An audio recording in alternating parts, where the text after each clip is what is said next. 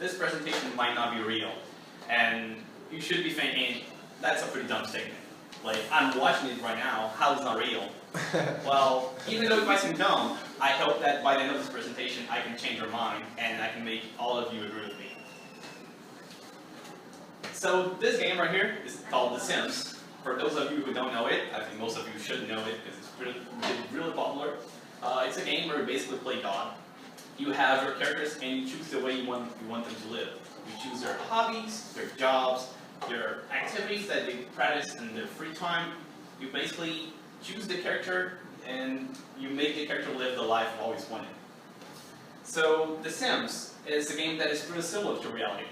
So even though if you play it, you can do whatever you want, you can bad things with your character, and no one will judge you because they know that it's not real. But how can we draw the lines between simulation and reality? Well, clearly, if we divide them into two different universes, let's suppose reality, or the world we live in right now, is Universe 1, while The Sims, or games that we create, are Universe 2. What are the differences and similarities between those? Well, as similarities, we could point out the fact that Universe 1 and Universe 2 both have laws of nature, laws that determine the way the things are going to behave. So, for instance, in Universe 1, we have laws of physics and chemistry.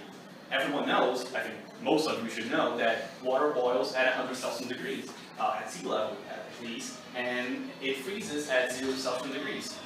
And that's a fact because chemistry determines that the water is going to behave this way. Same way that we cannot simply go to the street and start flying because we're not Superman, we cannot fly. Physics doesn't allow us to.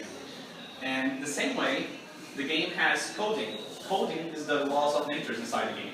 When a programmer is creating a game, he has to set some laws, some codes inside the game. And these codes are going to determine the way that the characters are going to behave. For example, in The Sims, for you who have played it, you know that a character cannot simply walk through a wall. A character cannot simply start flying around the house. It's not possible. Even though that wall might not be solid, might not be something blocking the character, because it's just a simulation. You know the wall is simulated. It doesn't exist. But the character will not try to walk past it because the programming code doesn't allow him to.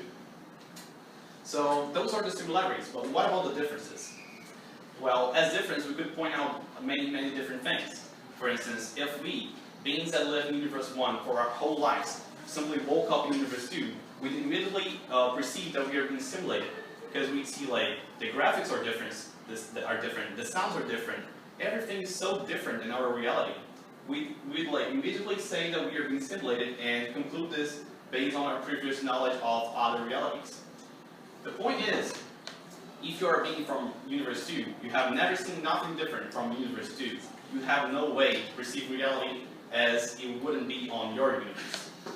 I'll try to explain this better. Most of you have heard of Plato. Plato was a Greek philosopher, and he had something called the cave allegory.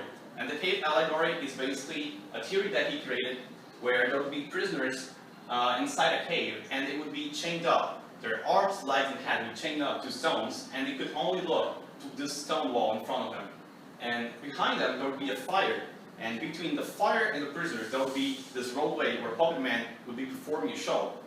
And the shadow of the puppets would be projected onto the wall. And the shadows would be everything that the prisoners could ever see in their entire life. So if they heard the noise, they would presume that the noise were coming from the shadows. If they smelled something, they would say the smell is coming from the shadows. The shadows would be their whole reality. And that's fine because they have nothing to compare their reality to. Now imagine one of these prisoners escapes.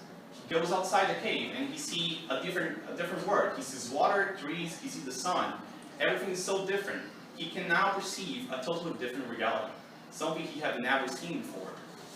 So, well, we cannot do that anymore because we don't know how to be a universe different than ours. For instance, let's go back to The Sims. Imagine you're playing with your character, and your character decides to create another game inside the game you're playing. And this character, inside the game that your character created, decides to create another game. And so on. This could go on forever, and we have like 10,000 simulations, 1 million simulations. We could go infinitely. We could have infinite simulations, and only one reality. Now imagine someone looking at all the simulations and trying to throw a dart at it. Do you think the person would be more likely to hit a simulation or reality? Of course it's a simulation, because there are infinite simulations, not only one reality.